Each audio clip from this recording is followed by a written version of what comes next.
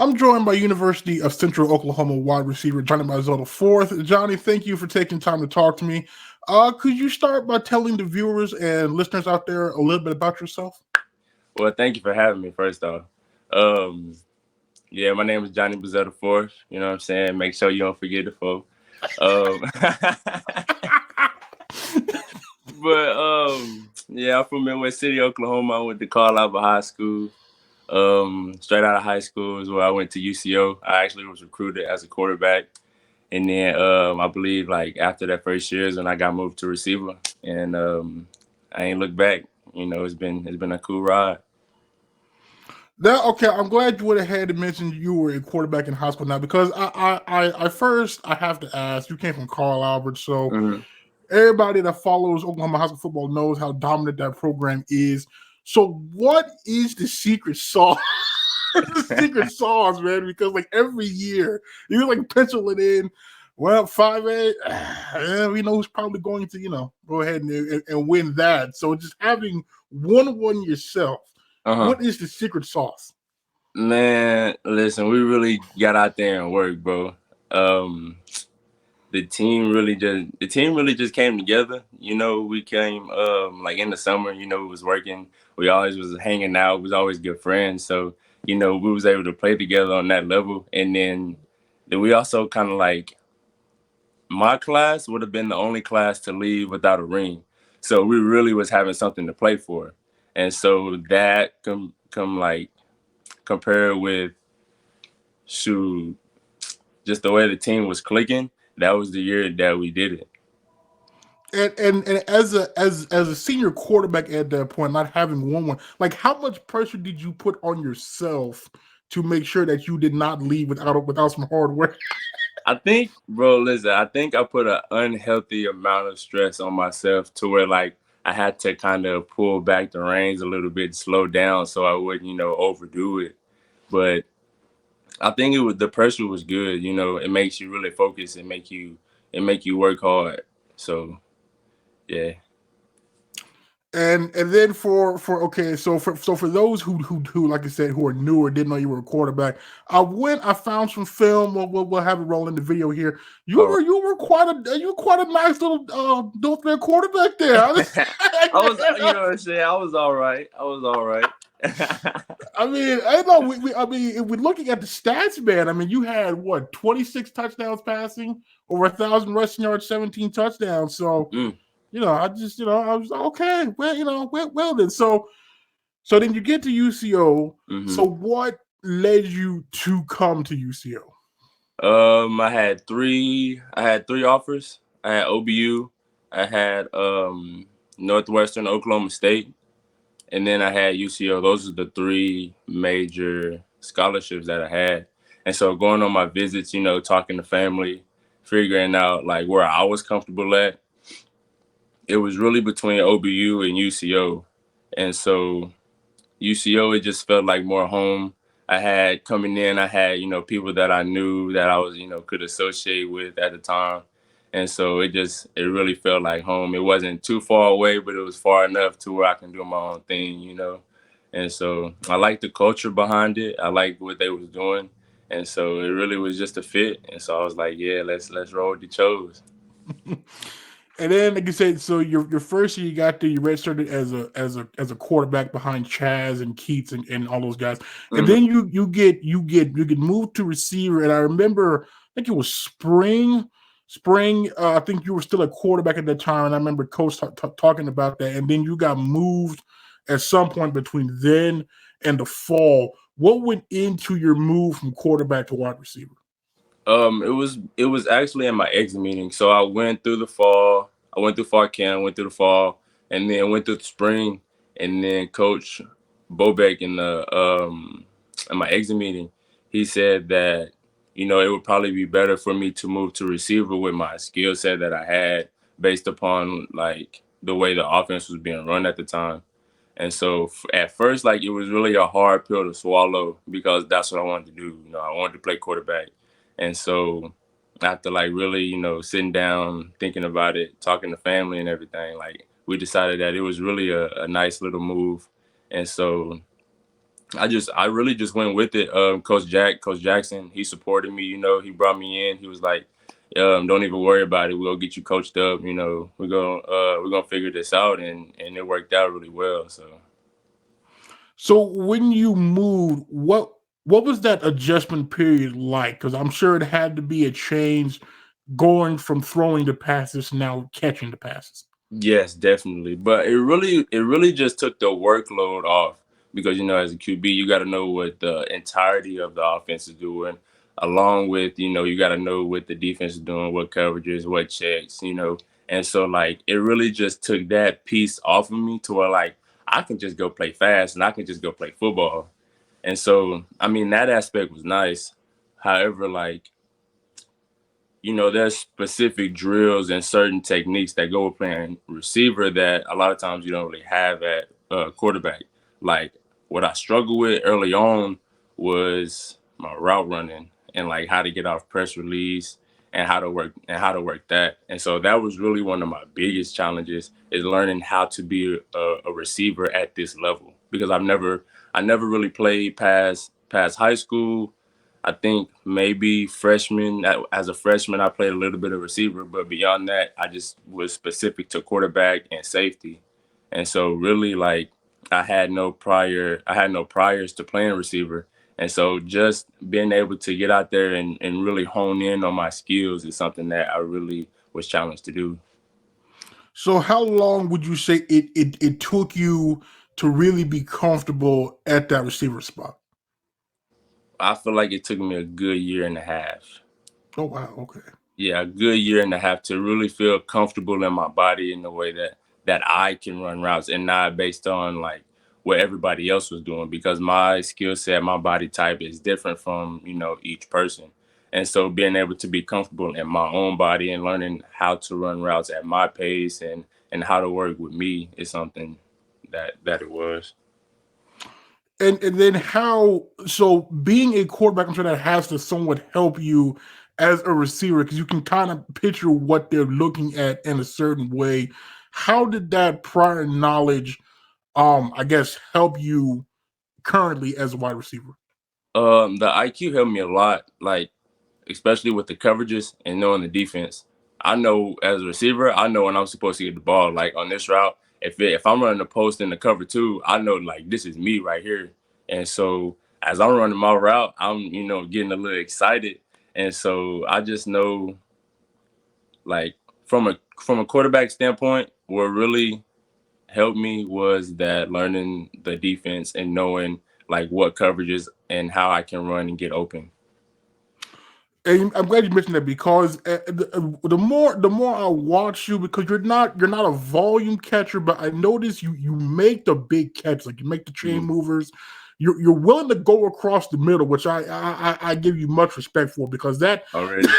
that's something that's something that not many people are willing to do, and Right. you taking some big hits going across the middle. So like how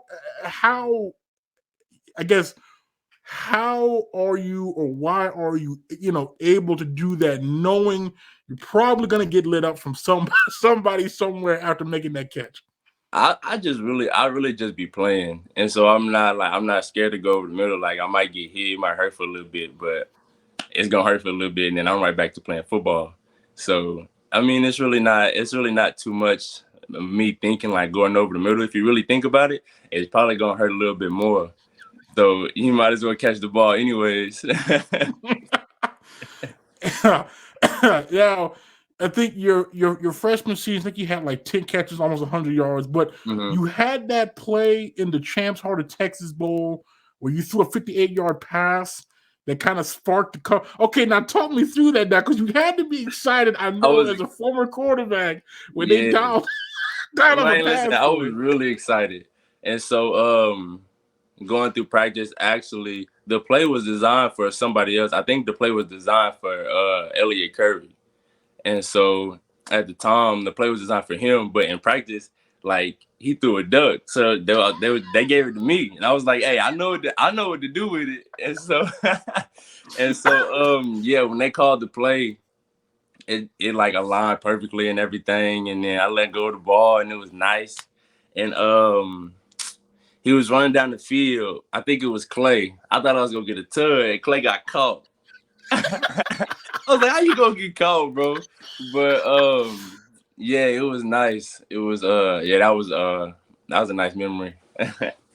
And then the following year, you threw 3 more passes. I know you had that touchdown against Central Missouri, I believe. Right. Okay, now, yeah, so how satisfying was it to get that passing touchdown? You know what I mean? I feel like that had to be. It was really satisfying. It was really satisfying. Because yeah, like a few times it happened, we didn't score on it, and then that one time it finally popped, and yeah, I don't know how long it was, but it was a pretty long ways down the field, and so it was just satisfying that the play worked out, how we practiced it, and maybe even a little bit better. So Now, okay, because that's like a timing based play. So, like, how are you able to catch it and then quickly go into a throwing motion and deliver like a really accurate ball? For the most part, he really is wide open. So it's just like putting it to where he can catch it really. What really makes the play was Dante out on the edge. Like, as long as I can sail a couple steps vertical and come back to where he's able to get the block, that's really what set the play up. And so with him making that block gives me time to, set up and make a comfortable throw. And so really that's the big part about that play is him making that key block and just giving me a split second to where I can just put it up to where, he can run under it and catch it and get busy. And then I think it might have been 2018, 2019. I know you were banged up at some point, I believe, during that time, probably because you're going over the middle of the field. Going over the middle of the field. I remember it was Emporia, and they bring this up all the time. It was Emporia. Yeah, we ran a play. It was a check. And then I ran over the middle. The quarterback threw me kind of high, and I'm trying to go get the ball. I reach, and I come down, and I look, and then the next thing I know is that I'm sitting on the sideline. Like, I really don't remember all, like, the in-between of the play. I remember it from film, but, like, I remember running a route across the middle, and then, like, next thing I know, I'm talking to Jiffy on the sideline. He's like, "Bro, you good?" I'm like, "Yeah, what are you talking about?" And come to find out, like, I had a mild concussion from the helmet to helmet. And so really, like, throughout me getting hit and going to the sideline, I got up and walked off the field. But, like, I really have no remembrance of that at all. And then, okay, so like post concussion, what was that experience like? It was like it was like mild concussion. I didn't really have headaches too much. So we had like a 2-week period before we had the bowl game. And so during that time, I was really just rehabbing, just making sure I stayed right. And then the week of practice, I believe when we did our padded practice, I just went helmets for a little bit. And then they kept asking me, kept checking on me and stuff. And then eventually I just was able to get back onto the field. So okay, so you have a good first couple of years. I think you got somewhere close to 20 catches through a touchdown, threw for over 100 yards. And then 2020 happened. So talk about what your experience was like not having a season and just, that kind of stuff. It was low key devastating because all the work that we put in prior to it, the morale was up. We was ready to go into that season. We had a good team. We was ready to work, and then like it was like the rug just got pulled from under us. We thought like maybe okay, we'll be able to get into a few games. We'll at least be able to play a little bit before they tell us like we won't be able to. But it wasn't like that at all. Like it just happened so quick, and it make you realize like okay, I really need to sit here and be thankful for what I have because it could be the season could be gone like that. And that really just opened your eyes to, how fast things can change. And so when you got to that scrimmage game against Southern Nazarene, what was that? Was there like a new appreciation for that? Like even though the game didn't technically count for anything, just getting back on the field, like how did it feel in that moment when you finally like strapped the pads on, ran out into the field knowing you was going to hit somebody besides your teammates? It felt so nice. It felt too nice because it was a game situation again after a year of no like competition besides the team, and so that right there was exciting in itself. We ain't really played ball in a year. It's just been, it's just been work. It's just been work. And so we finally was able to go out there and, have fun and actually play the game that we like to play. And so it was just, it really was just exciting. That was one of the more exciting moments out of COVID, was being able to go and, function with the team again and learn how to play with each other. And then week 1 came, and you were the primary punt returner this season. It was kind of surprising because I was kind of starting to see you back there. So how did that come about? Because here we go from playing a quarterback to the receiver, and now you're fielding punts. All right, is there anything this man can't do? Already. So really how it came about is I don't remember what year it was. It might have been 2018. It might be actually it was 2019. Where we had Dustin Baskets, DB. He was back there returning punts, and so he had got injured, and then Preach, who was second behind him, had also got injured, and so they was like, we need somebody to go back there, and I believe we was playing NSU, if I'm not mistaken. And I had a punt return, and I was able to, I was able to get out. I got loose, and I like that feeling. I was like, yeah, this is something that I got to make, I got to make constant. And so really, like, after that, I just really worked on it, got out there with the punter, really got out there and focused on, how to catch the ball, how to, how to track it when it's in the sky. Because I play baseball, like center field, left field, and so it kind of came natural a little bit, but how the ball moves and stuff is different, and how you have to catch it is a little bit different too. And so really I just got out there, I got good work in with the punters, and that helped me in that transition into the season to where, like, whenever we was competing for the spot, I was able to go out there and really compete and show them what I could do. And, I won the spot and was able to get out there and play the position. Now you mentioned that the fielding a punt is different than catching the ball. Now, so for those who might not know, what are, I guess, the major differences between the two? The major differences, I mean, the ball is in the air for so long, it takes so much concentration, really. And then, like, to really make an effective catch, you want to make sure you get your arms together, or else it's just going to fall right through, or it's going to bounce off your chest. Once you track the ball, because of different factors, like the wind can make it, the way he kick it, it can be a whole knuckle in the sky, and it look like it's going, one way, and it completely changes directions as soon as it get to you. And so really tracking the ball and the catch is something I say is really different from, like, catching an ordinary pass to really catching a punt. And then as a return man, how do you decide whether or not to field the punt or let it bounce? Because there was sometimes you make a fair catch, and I think it might have been like the Fort Hayes game. There was like 3 or 4 defenders around this man. I was like, what are you doing? I was like, what are you doing, Johnny? It's just I'm real aggressive, and I want the ball. And so when the ball is kicked to me, in my mind, I'm going to return it. As soon as you kick the ball, I'm returning it. Unless, like, it's a little shank, or, it's something that, it's obvious that you need to call it for a catch. And there's been a few times where I've got hit because I was being too aggressive.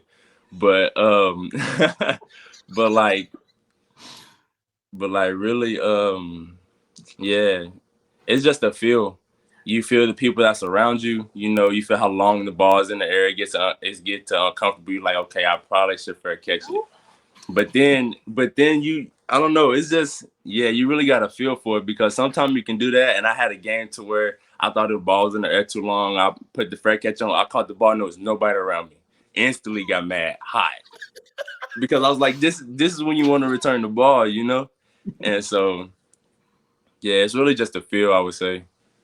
And then when fielding the punt, because you got to look up to field the punt, but depending on the sun and stuff, like how tough is that to keep track of the ball when it's kind of caught in the sun? When the ball is in the sun, it was like that is one of the hardest balls to track, because like it'll get right into the middle of the sun and it'll just disappear for a while. Even if you try to look at it, it'll still disappear.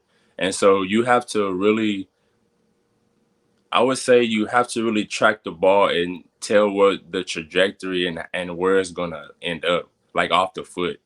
And so whenever I do it, I just try to shield the sun the best I can. And as the ball is coming out, I get a feel of where the ball is going to be as it's coming out of the sun.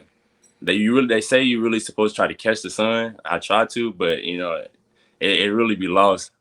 And so you really just try to find a trajectory and then just go off of that.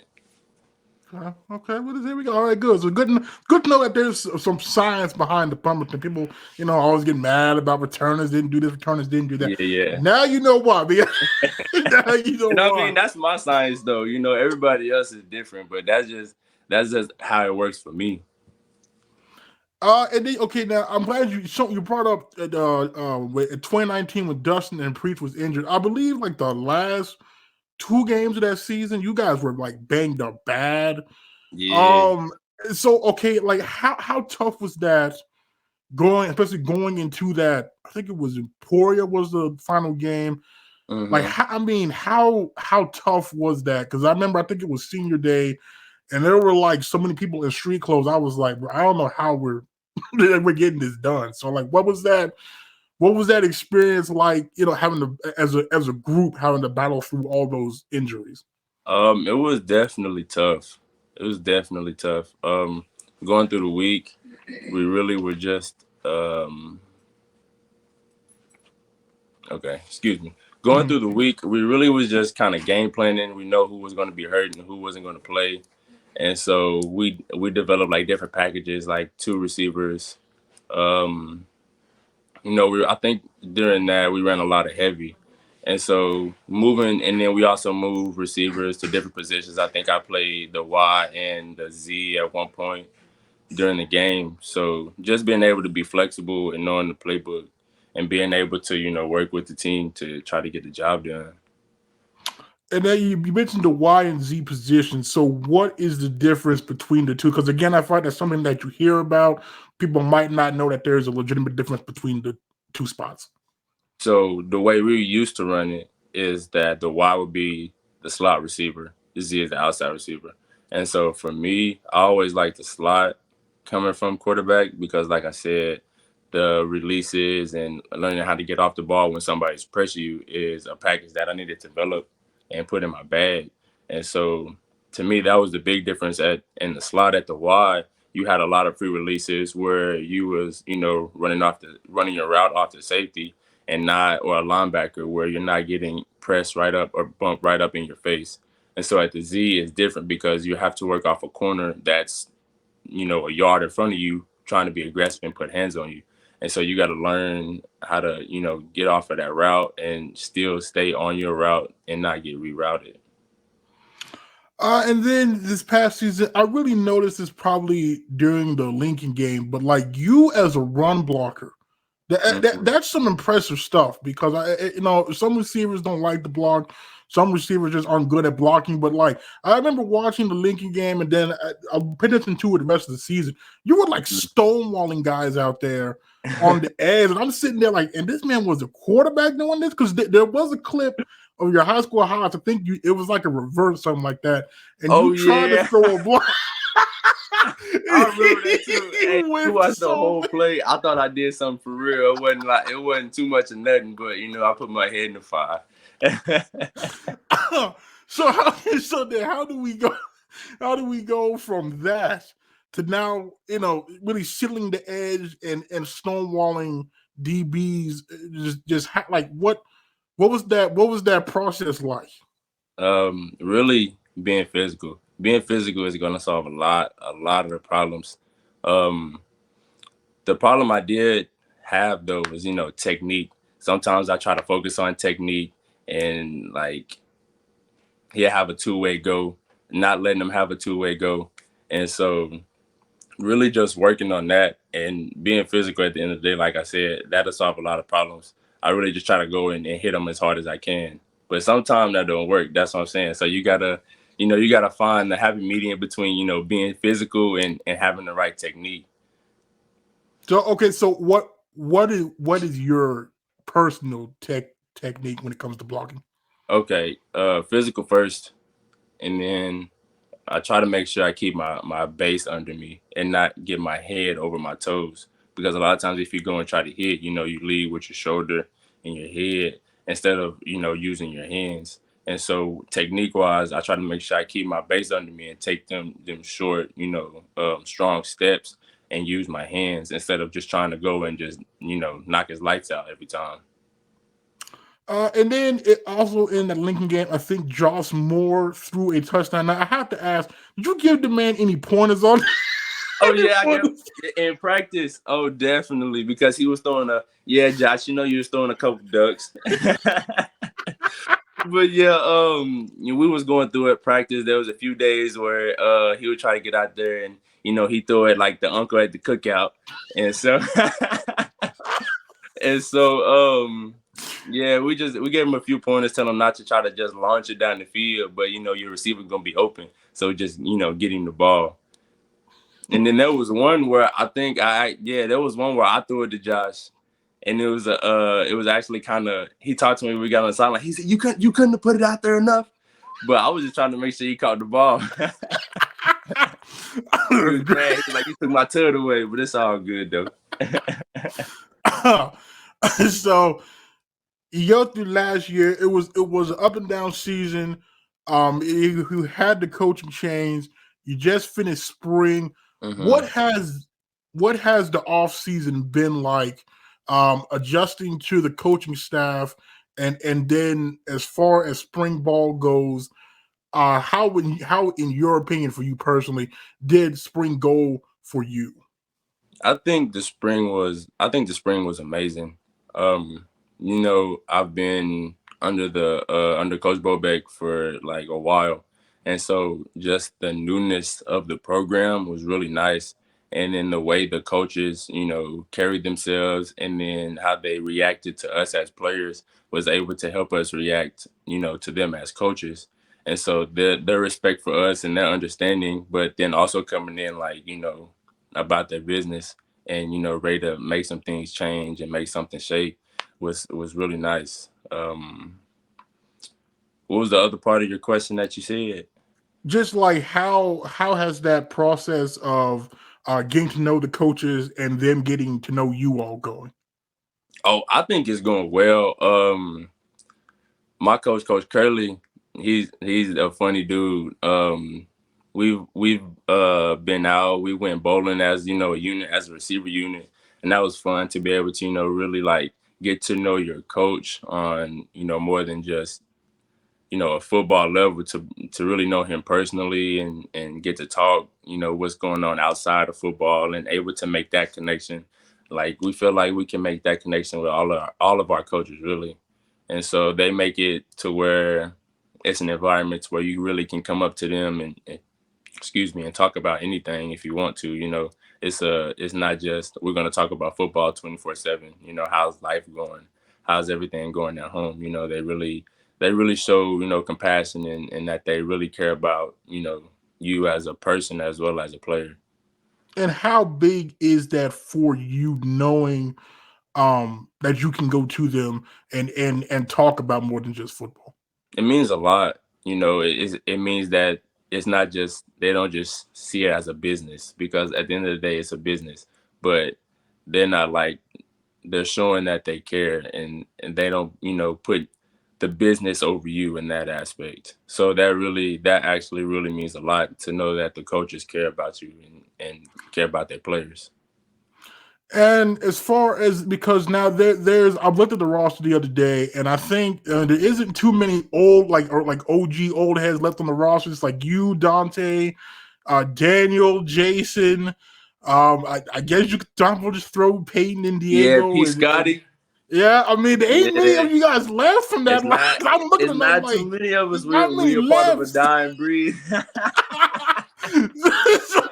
Right, and that's crazy. I mean, it's crazy that you bring that up too, because you get a sense of when you was younger, you was the young head, and then now being the old head, the old person in the locker room is so different because I remember what it was like. And it was kind of crazy because like last year was kind of a year where I was in between, I was, kind of like the junior, like the middle child of everything. But then like coming to this year where you really take on more of a responsibility of being an old head and me remembering what it was like to be a youngin'. So it's kind of crazy in that aspect to really think like, yeah, I'm one of the oldest people still in the locker room. So okay, so now having to carry the responsibility now, being one of the oldest, what does that detail for you? Like what does that consist of? It consists of really what I think about when you ask that question is, the culture of the program. Because as an old head, you got to be the example really. And with the coaches coming in, you got to really buy into their philosophy and, the culture that they're trying to, create. And so really being an old head, that's part of it. Like, buying into that culture and bringing everyone together on this, this one goal and to, keep everybody level headed and, working. And then, like, do you ever like tell the young guys that, when I first got here, none of this was here, like the performance center? They spoil. They get the whole waterfall. We had to walk up them stairs after fall camp and sit in those horse troughs for the ice bath. What? Yeah, but we do talk about that often. The way the old locker room used to be set up and how we have to walk up those stairs, getting out of fall camp.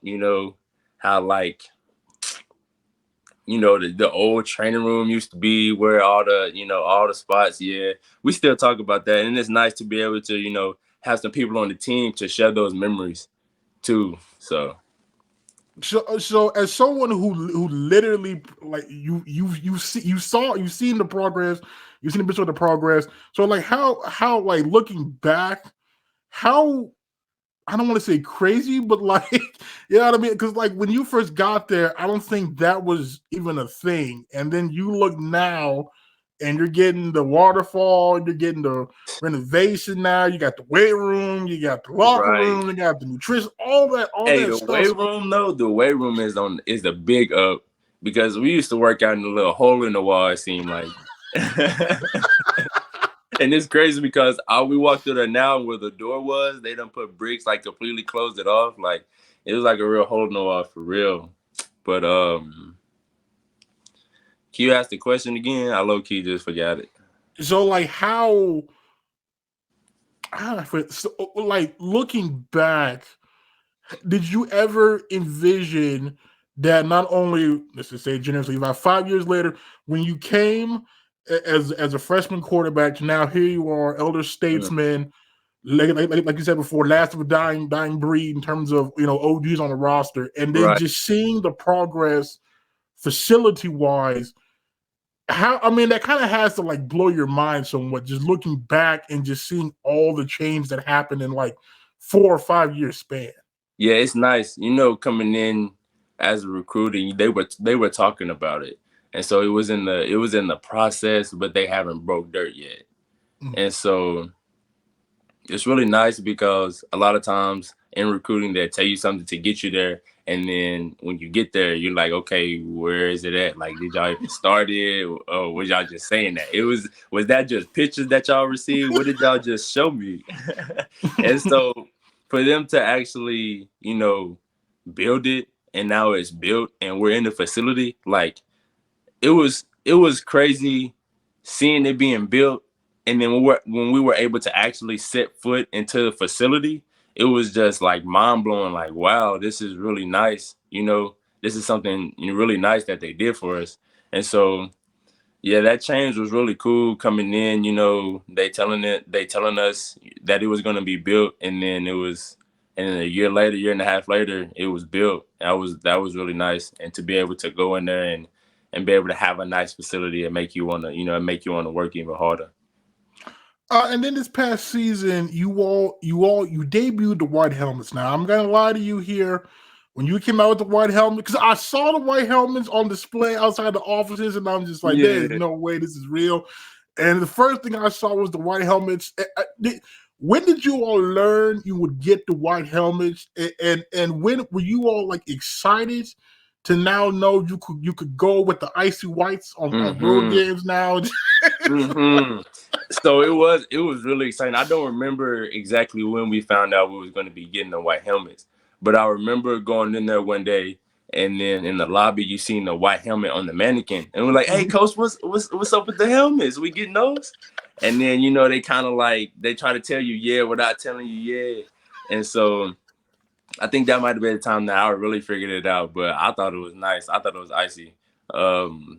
I wish we did though, kind of alternate, because all year long we just wearing white helmets, and so we was trying to put different combinations together. But yeah, those white helmets was really icy, bro. And I like the horse, the logo on it too. It was mixed, mixed like signals between some people liking it, some people not. But I like the horse though. Right, I felt like it was nice change up, no, because it was always just the UCO, so it was pretty cool seeing the Bronco on there, so definitely. And then you also changed your number from 87 to 4. What went into that? Wait. Now that I come on now, don't forget it. Don't forget I said that out loud. Well, so coming in freshman, you kind of just get assigned a number. And so until you really work for it. And then 87 wasn't bad. That was the year my auntie was born. So, I was rocking with it. I had a 7 in it. Coming, I was a quarterback. That's 7. That's my number. And so at least still had a 7 in it. And then when I got a chance to change it to the 4, I was like, oh yeah, it's time. It's time for a change. It's a new wave now. Okay, so you obviously take pride in being the 4th. So like, what does that mean to you to carry on that namesake? It means you don't even it means the world, because the men I have in my life, the men I had in my life for the longest, they mean so much to me. And the work that they put in to not only make a success for themselves, but better the next generation. And so to me, that's what I take it as. Like, each generation gets better and better and better. And so carrying the name, you just you making it better for yourself. You making it better than what it used to be. And then for the future generation, you preparing them for greatness. So to me, it's really I take pride in being the 4th. A lot of people don't get to say that. A lot of people don't have those those people in their lives. And so I really I'm appreciative of everything. Because I didn't even know that you were the 4th. I think it was last year when they finally put it on the roster. Because beforehand, it just had Johnny Bizzell. And then one day, it probably was Johnny Bizzell IV. Yeah. Because they kept leaving it off. I'm like, it's cool. That's my name, but I'm the 4th, that's my person. And so, I had to go talk to them and make sure they put the phone there and they weren't trying to leave it off. Okay, well, before I get you out of here, I'm sure if you listen, you kind of know what's coming next. I always do the get to know you question, people out there. Okay, so your favorite sports team? My favorite sports team got to be the Steelers. They're all right. Another Steelers fan. Big Steelers fan over here. Yes, okay. I'm so glad you said that. All right, now, because I don't know about you, I was sweating bullets on draft night because Pittsburgh doesn't trade up. So I'm sitting there. I didn't even really watch draft day, to be honest with you. I was doing so much other stuff. I didn't even watch draft day. I was just getting the ESPN updates, really. Oh no, I'm sitting there because I'm like, there's no way Pittsburgh, as cheap as we are as a franchise, we are not trading up. So we need somebody to fall. Yeah. And I was surprised when both Pickett and Willis were sitting there. And so now, did you have a preference between Pickett or Willis, or were you cool with just either one of them? Yeah, I was cool with either one. I feel like both of them is a nice asset to the team, really. Yeah, same. And I think, like them, Pittsburgh sharing a building with the Steelers, they get that in-person look. So, I was cool, but I thought we had another really good draft there. I thought we did. I feel like, it was solid. I feel like it was solid. Okay, good. That's good to know. There's another Steelers fan. See, I knew there was. Right. I knew there was a reason why. Yeah, I knew there was a reason why I messed with you, bro. Already.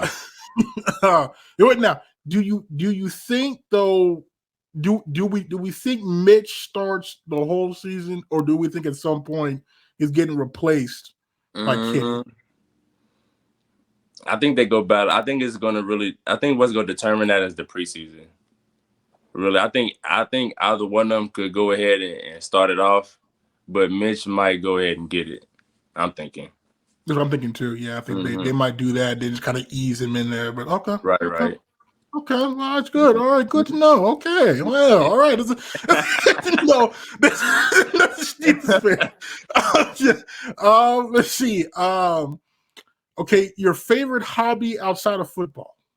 Favorite hobby? I guess I would just say playing the game. I like to play the game.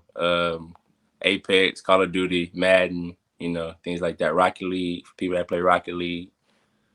Okay. Yeah. Okay. Now, are you a console gamer or a PC gamer? Console, PlayStation. Got to go PlayStation. We won't play Xbox. Oh, really? Okay. Now, that is someone. As someone who has both a 360 and a PS3, why are you solely team PlayStation? I think it's just biased because I had PlayStation growing up. Really, like since the Slim all the way up to the 4 to the 5. So it's always been team PlayStation. Actually, I think, and honestly, with the PlayStation, I feel like you just get better quality. Personally. Okay. I can see that. I can see that. Okay, let's see. Favorite musical artist? Jermaine Cole. Okay, now we're talking old J. Cole or new J. Cole? I'm talking all J. Cole. Okay. Really, because I like the old stuff and I like the new stuff too, especially the album he put out last year. Okay. Yeah. Okay. So then your favorite J. Cole song? Favorite J. Cole song?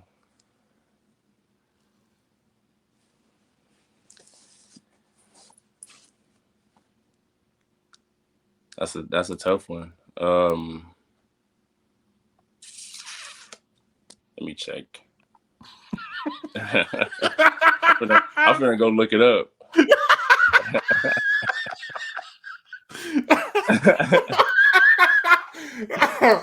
This is the first you're going to actually check. Yeah, I'm gonna go check. Okay, so listen, the album of the year freestyle, I really mess with that. But I think we're gonna go to the off season, and I really think Applying Pressure. That might be one of my favorites right now. Okay. Yeah. I think we can say Applying Pressure. I'm gonna go with that. Okay. Let's see. Your favorite food? Favorite food. I think one of them good old them peanut butter and jelly sandwich. Okay, he's going basic. Okay. Big peanut butter and jelly guy, bro. Now, what flavor of jelly are we going with here? No strawberry. Gotta be great. It has to be great. You can't have an actual peanut butter and jelly sandwich with some strawberry jelly. I'm just saying. Why not? No. It's not gonna hit the same. A peanut butter jelly sandwich. You got that purple, and then you got the peanut butter. I don't know what it is, but that's how it has to be. Now, are we? What do we do with the crust on the bread or the crust off? Crust on the bread. Crust on the bread. Okay. Yeah. Okay. Let's see here. Now, in terms of your gear, because you're one of these people, I feel like sometimes you come out with different looks. I know you have the towel, you have the gloves, but sometimes your little bands and stuff is different. So, like, how how do you decide on the look? It's really just the feel on whenever I walk into the locker room that day. How it's feeling depends on if it's hot, or if I might wear sleeves, I might not. I might have a shirt hanging from under the jersey. It depends on how they feeling that day, if they're gonna let us rock it or not. With the bands though, it just depends. Sometimes I'll put them on my arm if I'm feeling it, or sometimes I'll switch it up and put on like a leg or two. Okay. I think, yeah, that's really it. With the towel, I usually wear my towel. I like having my towel. I need to, wipe my hand, looking nice. So, yeah. The gloves, with my gloves, I usually try to get something like the Joker or something like that. I like really, if we're gonna talk about something with like the way we dress, I like to have my gloves. Well, yeah. Mm-hmm. And then, do you have any pregame routines that you normally do? I gotta talk to my siblings, my little brother, my little sister, every game day. My little brother played football for Colorado too, and so normally he either have the game before me or the game, after. Like he play on a Friday, so if we have a Thursday game, I'll talk to him, about him, and then he'll talk to me too. And so really we'll just be talking. I talk with my siblings, they bring me back to the level, because sometimes I get too excited, and they bring me back to earth. Just talk with me, make me laugh, because they gonna make me laugh no matter what. So talking to them is definitely like a pregame ritual that I do. And I think like I do everything from the right side. Like once I put my pads in, like my pads go in on the right side first, and then I put my right sock on, left sock, right shoe, left shoe. Everything starts that way. It has to line up. Gee, that's just like your former teammate TJ Roberts. When he came on, he said he has to do it. He has to put his on right side. Okay, so all right, so I see that it is okay. Okay. And then finally here, what are your goals for the upcoming season? My goals for the upcoming season. My goals is to compete for the Natty first and foremost, and then that's like a team goal. I want us to go and get that, to be able to go and work for that. And then personally, I want to be an All-American. Like that's something I'm going to go and work for, All-American, and then really to go out there and have fun and play to the best of my ability. Go have fun. Like this is the last ride. So yeah, really go out there and enjoy it, and enjoy being with the team, and enjoy being with my brothers as we do it, as we go, chase greatness. And if do you have a message for Bronco Nation about what they can expect from you and from the team this upcoming season?